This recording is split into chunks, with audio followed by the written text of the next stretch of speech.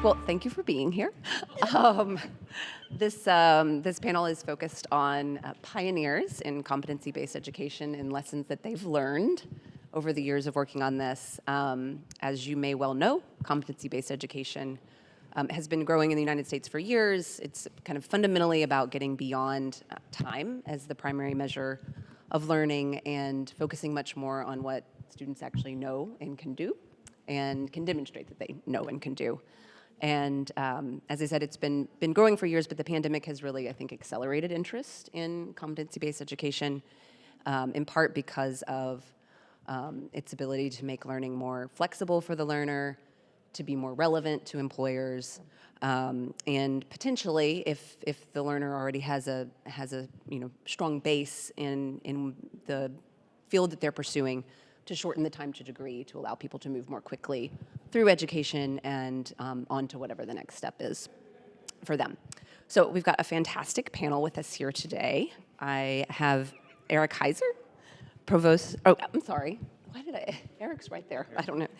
Greg? We did not sit in order so that we can make it confusing. We wanted to make it hard. This is your Elise. first test. It's okay. Greg Henson, president of Kairos University. Charla Long, president of CBE, the Competency-Based Education Network. Who do I have next? Now I have Eric Heiser, provost at Central Ohio Technical College. And then I have Susan Galbreath, SVP of Strategy and Professor of Accounting at Lipscomb. And Corrine Gordon, Academic Program Chair for Personalized Learning at Northern Arizona University. So thank you all for being here. And Greg, I'll throw it to you first. What challenges were you all trying to solve when you began looking at a CBE approach? Yeah, our primary challenge is we just kind of looked at what we were doing and realized that most people in our industry, little industry, but most schools in our industry were honestly failing miserably at what we were doing. When you look at the kind of integration of knowing, what ended up happening is we would have graduates who could lead, but didn't have any idea why. Like they couldn't articulate why they could lead. Or they could articulate why but couldn't lead. Like they could say, hey, this is what it looks like, but they couldn't actually do it. Or they could lead, they could articulate why, but they were just terrible humans, right? They were not good people to work with. So there was this lacking in either content, character, or craft in some way. Were you calling ministry people terrible humans? I was. Am I wrong? I mean, sometimes that's the case. My point they do is lack you would have the human interactions. What we found, again, in our industry, is that one of the three was lacking. Like you would have content, but no craft, or craft, but no character. And so trying to integrate the three of those together into some sort of integrated understanding is what we were really focusing on. And in doing that, we found that you can create, through CBE, it kind of invites you into this integrated knowing process, where you can develop learners who are doing all three of those things at all times. So they're not just developing understanding of content. They're also demonstrating character and demonstrating proficiency and skills at the same time. And it was also more affordable and more accessible, but really what drove us to it was it's just better learning. And we were recognizing we needed work there. You know, one thing, Greg, that you didn't mention, like the Lilly Foundation came in and said, I mean, they've given $60 million, if I'm not mistaken, because they really wanted to enhance theological education and to produce people who were ready for ministry. And in particular, really praise out your program because you've thought about all three of those elements really working together in a powerful way. And now we see theology school after theology school after theology school moving to a model more similar to yours, really being intentional about the character elements it's that, behind that the craft. Character piece that how do you develop an educational model that doesn't forget the fact that we're working with humans and humans interact with other humans, and if you're just focused on skill or just focused on content awareness, you're really missing the fact that this person has to be able to work with other people. And competency-based education puts it in a real-life context that allows us to focus on that, which is really good. That makes a lot of sense. I want to get to everyone else as well, but curious, how do you communicate that to students? Has it changed the way that you sort of orient them to the program and kind of start their start their education process? It has a lot, because our programs are highly affordable in our context. So our programs are $300 a month. It kind of functions like Netflix. And so you get everything we offer as a university for $300 a month until you graduate. So if you graduate in 18 months, it's less than $7,200 to get your degree, which is a good deal. And so we have a lot of people who say, oh, I want to do that. Like, it's affordable, it's accessible, I can do it on my own pace. And then you have to tell them, oh, yes, but you're going to have a mentor team that's walking with the whole time and making sure that you are actually practicing this stuff and that other people are seeing you demonstrate this in real life. And those conversations are, finding a way to scale those conversations in the admissions process has been a wonderful learning opportunity for us. Fantastic. Charlotte, I'll just kind of let you weigh in as you want, but I'm going to go to Eric next, if that's all right. You were starting with a very different challenge, which was that when you were in Utah, you had a legislative mandate that was, Can you talk a little bit about that? Yeah, so I mean, I would say from the standpoint of the challenges that we were trying to solve, even though we were legislatively mandated to be open term, which is in higher ed not normal, and none of the systems are built for that. And the ability to, and I'll define open term because I'm being reminded by Charla that not everyone knows what open term is. So open term is essentially that we didn't operate in January to August. We operated with students starting 44 out of the 52 Mondays a year, which is a really, really, it's a very flexible approach. It's exciting is what it is. That's exciting. But the systems just don't get it. They smoke and they just don't understand. So we had a legislative mandate, but as we moved into the competency-based side, what we found out was, yes, it's about access, but it's also about equity. One of the things that during yesterday's panel with Paul and Charla, Paul LeBlanc and Charla, he said something that I had never heard it said that way before, but it was spot on, and he talked about time being a privilege.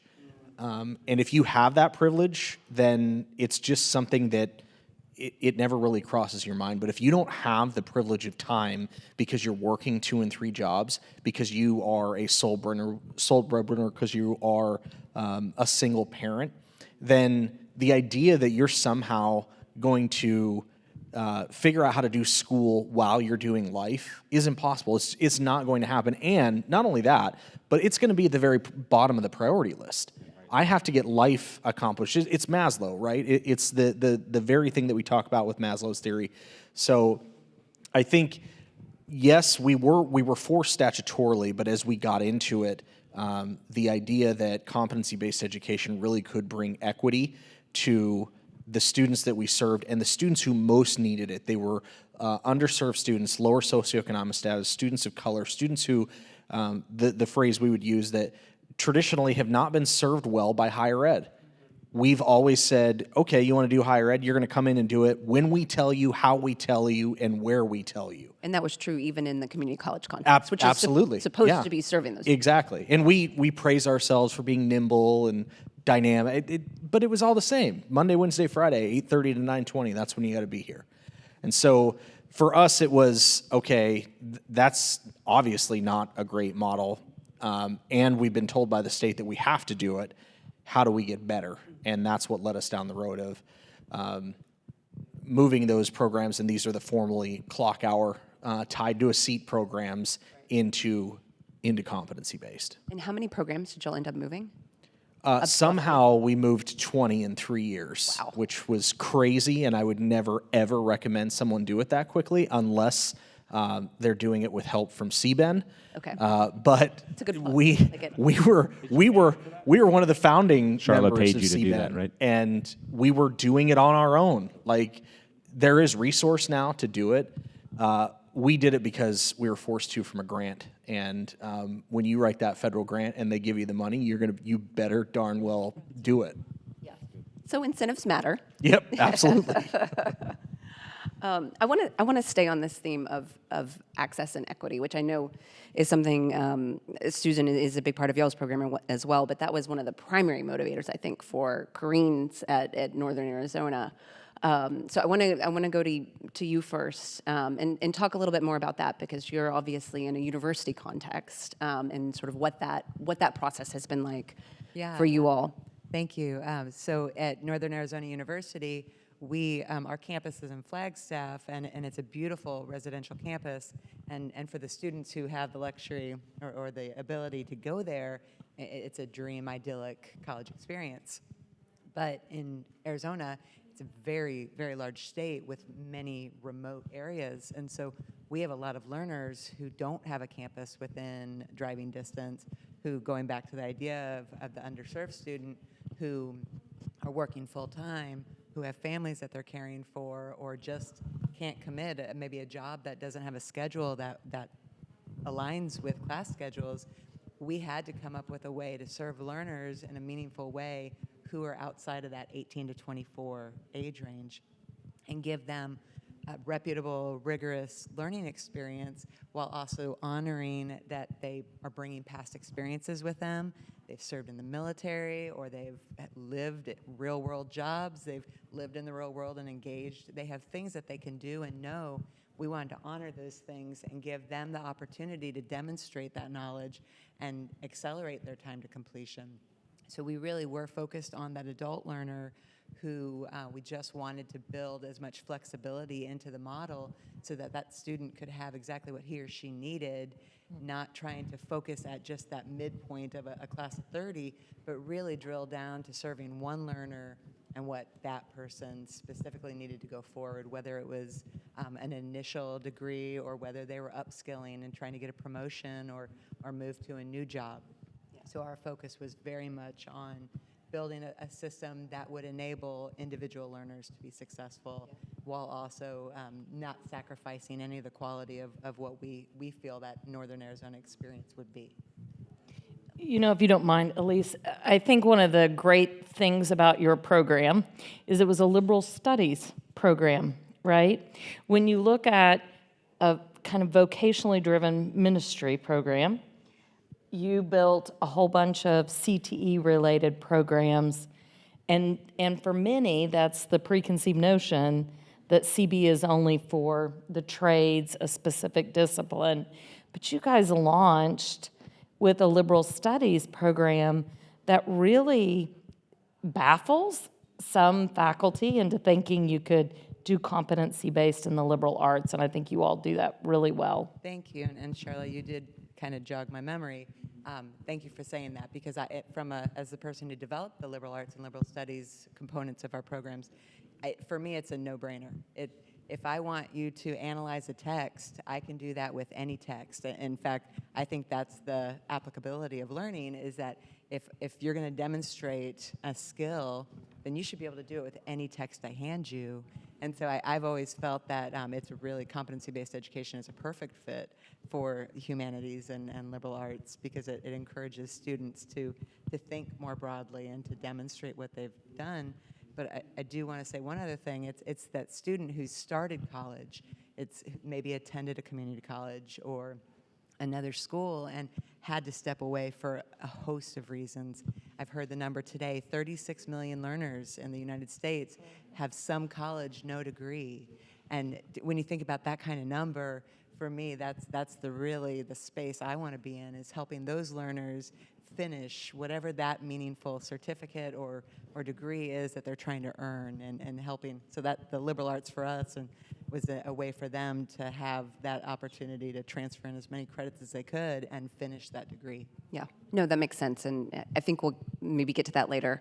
But this idea that competency-based education, it plays really nice with a lot of other things, right? Like prior learning assessment, and when we're talking about learning and employment records and those sorts of things. So yeah. Susan, actually saying employment brings me to you, which I know that y'all's programs have evolved a lot over the years. Y'all were really an early pioneer in this. But originally, I believe this, your move into CBE had a lot to do with wanting to be able to demonstrate better to employers what your graduates knew and could do. And maybe you could talk a little bit about that and how that's evolved over the years, how CBE has helped y'all do that. Sure. So I was in a session earlier today, and the employers were saying in that session to the academics, if you can bring us whatever you want, but if you bring us a program or a degree or a major or whatever, you have to define it for us. You have to tell us what it is. It's your job to explain it to us. And I think what from that initial time looking at CBE from our institution, what we wanted to do was flip that back around and say, what do the employers already tell us that they need? And how can we then align with what they have already defined and identified as critical competencies or skills, knowledge, abilities that we can then demonstrate, that our students can demonstrate. So as one priority, we wanted to make sure that we were aligning with what employers had already identified. So we actually worked with an existing product that was aligned with Fortune 500 companies and what their knowledge, skills, and abilities were for their employees and C-suite people and employees up and down the line. And then we used that to assess students' knowledge, skills, and abilities. And then they can use that to explain to the employers, and it's already defined and they can understand it. A co-priority for us was also very missional. Accessibility. We're a faith-based institution, so accessibility of our curriculum and our mentoring of students and walking with them through life and through this process, we wanted that to be available to more students. And our price point in our traditional program is sometimes prohibitive, even if we have scholarships. And so this is, our competency-based program is priced at about 75% of our traditional program. And as you might imagine, that requires a different, because you can think, well, how in the world do you teach a 3-credit-hour class, and a teacher have 12 hours? Well, you can't. And so you have to change that, and that is breaking the internal system, which brought its own internal challenges, which we may talk about later. Yes, yeah. But I think we're getting there. But it was a co-priority for us to meet the students where they were needing it in a price point and on their time, asynchronously, flexibly, where they needed it. Yeah. It seemed like you wanted to. Well, I was just going to, the price thing and the student access and affordability is a huge deal. Like we've seen student debt drop by 96% since we started this, and that kind of difference actually makes a real impact on humans. So I think it's really important to not miss that. And how do you get those kind of efficiencies, right? Like you're still doing high quality, but you're doing it at a lower cost. Obviously, you're having to completely kind of like break the model, right? Like you're fundamentally thinking differently about these things. What does that look like? Well, in our case, I can't speak for everybody here, obviously, but the switch to a subscription-based approach to pricing had a huge impact on the infrastructure that it requires to manage student billing, to manage student registrations, to manage. So we have, like in our competency-based program, it's 800 and some students, and that's managed. The whole thing is managed by 11 people. So we have obviously other affiliate faculty and stuff, but we have 11 full-time faculty and staff that manage a program of 800 students. And that's a pretty big deal. In our industry, that's a huge difference. And so we can decrease the cost to educate each individual student, and you pass those savings on to the students rather than keep them. So it's adjusting some of those structures, but also adjusting. The fundamental shift with competency-based education is one towards the output matters more than the input. It's not that the inputs don't matter, it's that it's kind of leveling where they matter. And when you switch to that, you lose a lot of the weight or a lot of the infrastructure that is built just to manage the inputs. And so a whole lot less time needs to be spent managing all of that, which is useful. Susan, what was y'all's experience? Similarly bringing So some of the different things that we looked at were ways to break out of the traditional teaching model of a 3-credit-hour mode and a workload in that way. And so we actually, this can sound kind of very obviously innovative, but we have faculty who teach 5 hours a week. But they're adjuncts. But for their expertise, we've figured out how much they need to be participating in the learning process. It's a mastery-based course model, which means they don't have to design the courses. Their courses are already designed. They're there to interact with the students. And we know our student flow. We have some that, work 20 hours a week and so forth. So, it's breaking that traditional model of workload and faculty job duties, breaking those down, debundling it, and getting experts to help where they can with design of the content, and let the faculty do what they really do well, which is interact with students and with the content with the students. So, Yeah, no, that makes sense.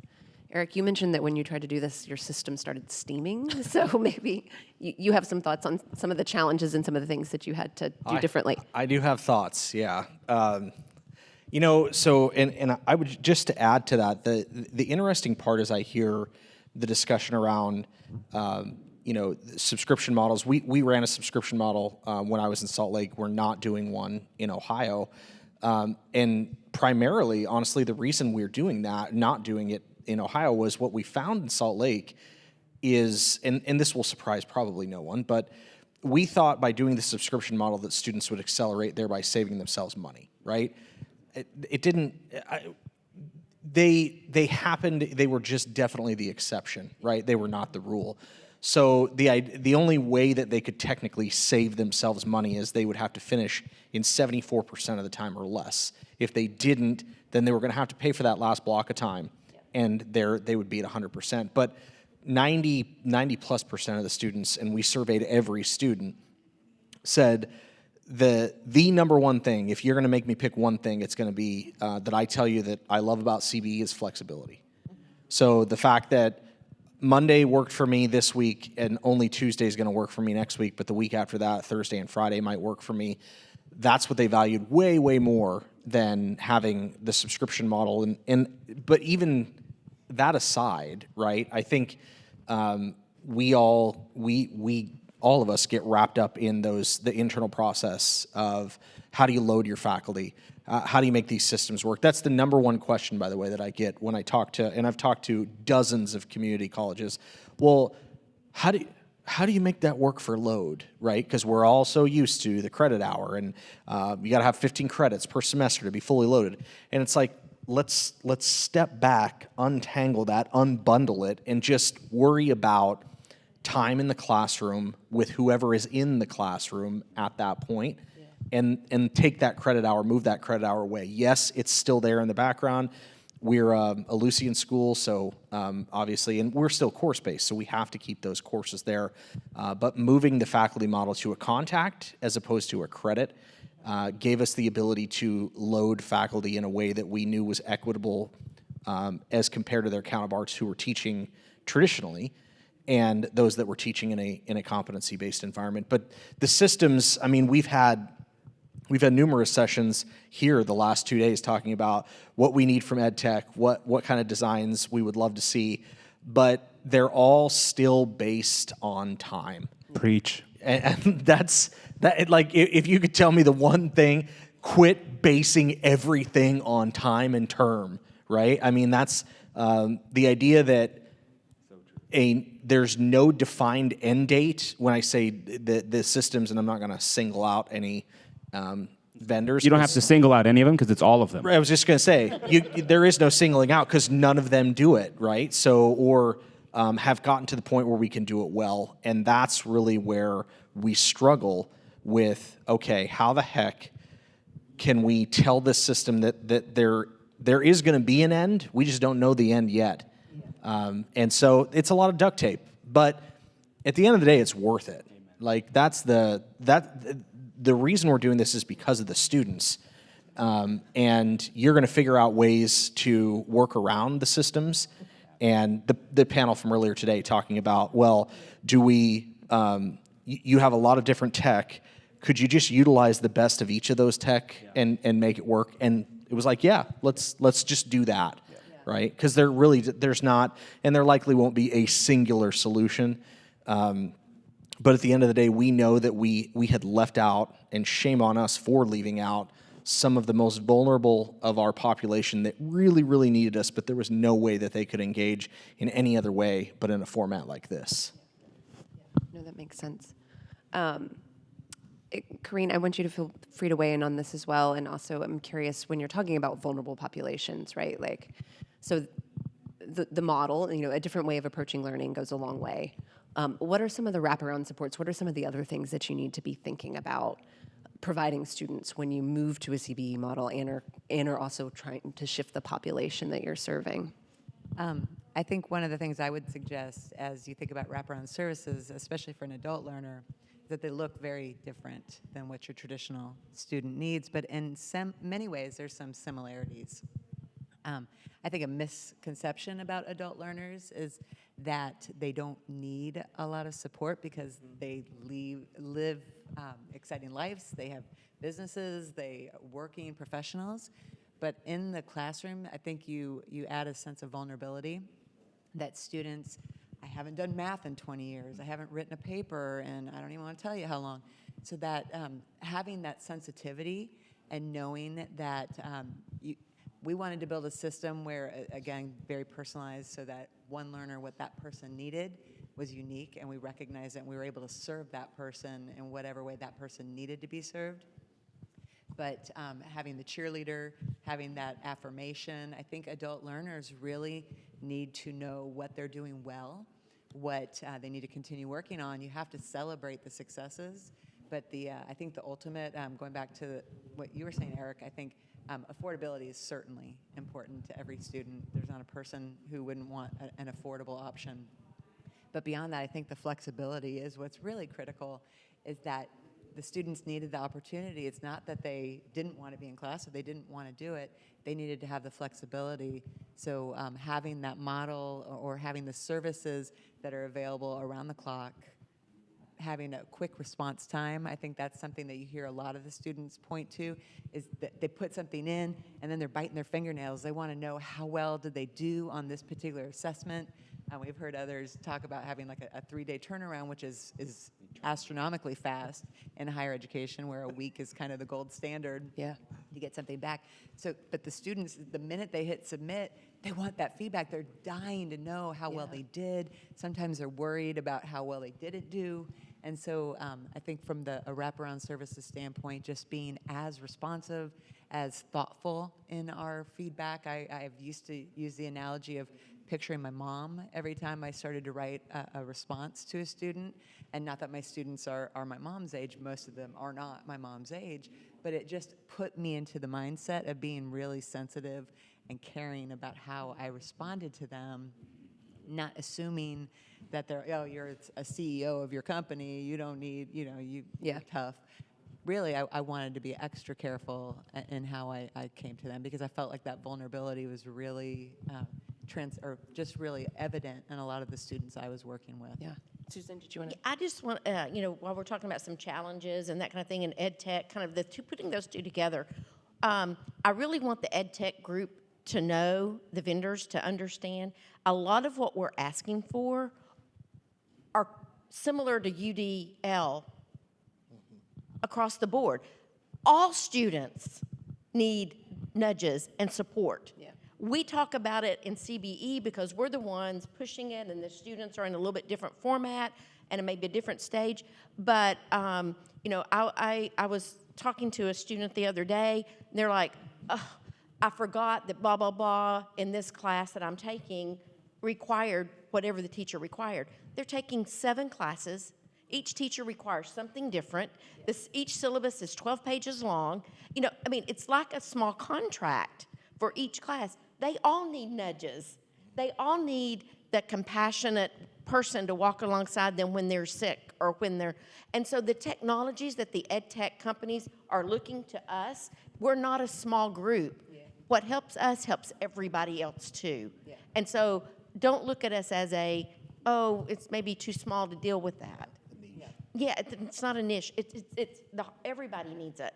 Yeah. I would say too, to add on to that the idea, so what we're really talking about with competency-based is, at its core, it's personalized, right? It's personalized learning.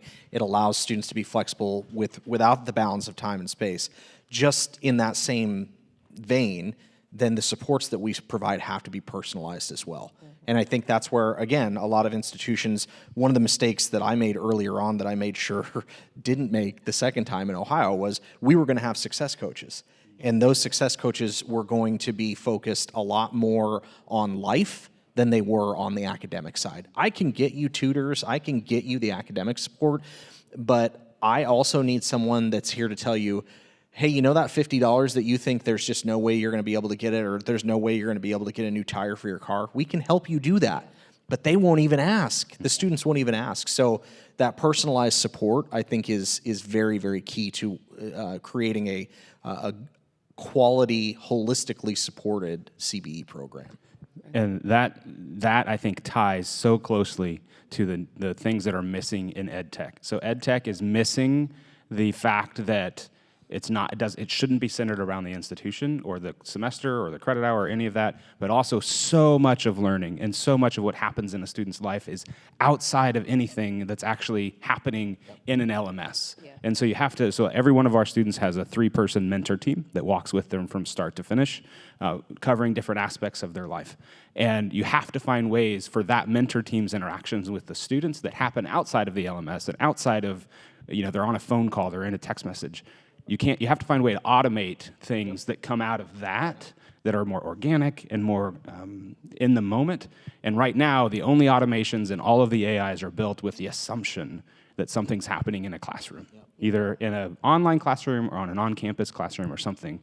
And we have to get way past that. Yeah, no, that's really interesting. And to me, it obviously connects into, as Susan was saying, the needs of the wider market of higher ed students, meaning kind of traditional higher ed institutions that are doing CBE or doing, or not.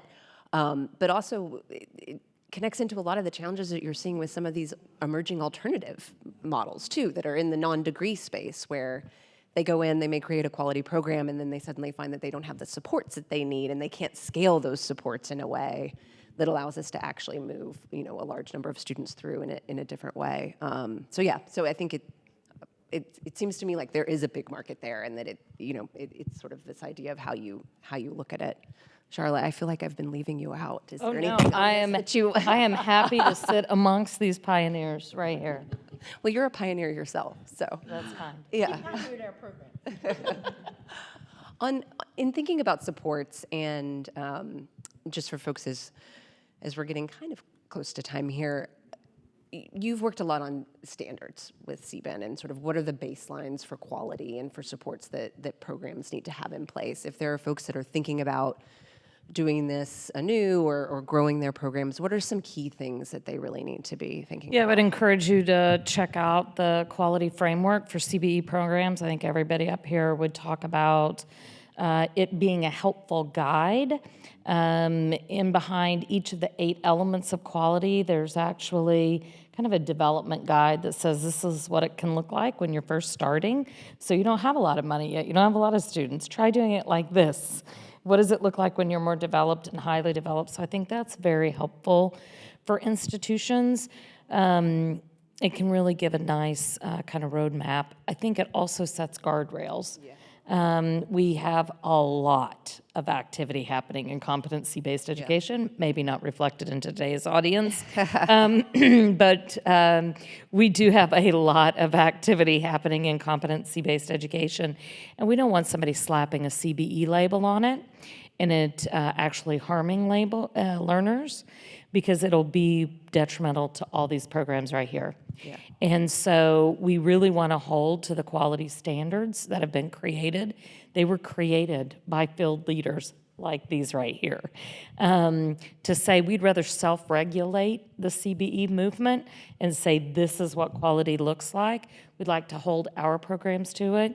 And if you're going to put a label on yourself that says you're CBE, we want to make sure you're also adhering to these standards. So I would encourage people to take a look at those, because I do think they're a helpful guide. Yeah. And then once you have a program launched, to go back and look at how do we do. Yeah. Corey is one of our trained quality assurance folks who will actually go in and help review programs and really make sure that they're adhering to quality. And so I think that's also an important piece of this. Yeah, no, that makes sense.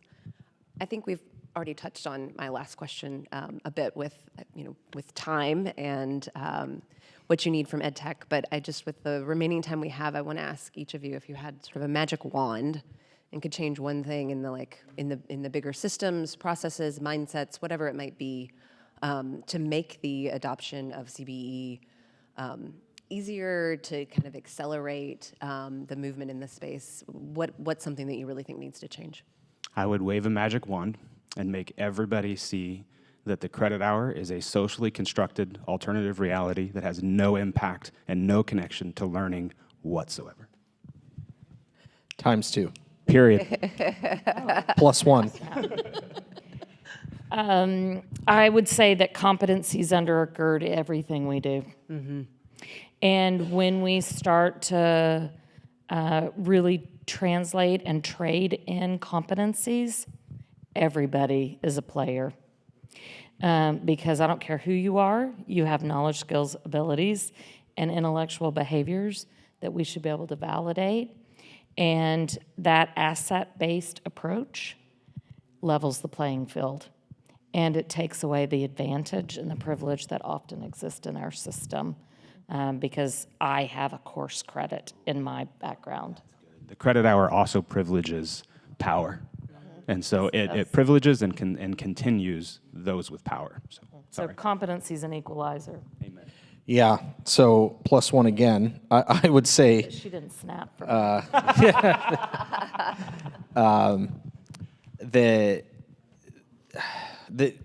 hate to go here, but it's the nature of the beast because of the system. So the last panel, again, one of those statements that I had heard, but for whatever reason really resonated again today. The system, our system of higher education is not malfunctioning. It's functioning the way it was designed to function. And we need to get away from that. We need to get to a point where there is equity and access for all learners. And part of that, and the reason I said I didn't want to go here, but you have to, there's no way to decouple it, is our federal system has to get better. Federal student aid has to get better. We have to quit attaching time to learning and rewarding. Exactly, and the distribution as well. So those are, again, I hate to, it's very easy to poke fun at the feds and the behemoth that is federal student aid. It's actually not fun. Yeah, well, yeah, not fun, haha, but that's where I would go. So snap to everyone so far. So I will take just a little, just because I agree with that, I'll take a different route. I would wave the wand and remove the fear and competitive nature from the traditional side. Faculty members who say, you're just catering to students. If you let them, well, anybody can master it if you give them enough time. Oh, no, let's fail them out first. Right. That's better. Let's just graduate them with a D. The right to fail. Right. So I would wave the wand and remove the fear and remove the competition that we all have faced internally, perhaps. No, perhaps. Okay, I would say, I have not heard this word yet on our team, interoperability. Oh, We need bingo. to get a cultural currency around competencies that can start pre-K, go all the way through graduate school. We need to figure out a way to bring all of these pioneers together, people who are doing it in their own sandbox and making it work in a microsystem. But we need to figure out how to do it on a macro level and have those students transition from one end to the other. Well, fantastic. We got some snaps, yes? I had to. But I agree. Well, and thank you all for being here, and thank you Thank for you. being here. Thank you. Thank you and thank you. And thank you. And you kind of had to be here. Thank you, Elise, for a great discussion. Yeah, thanks, Elise. Thank you, Elise.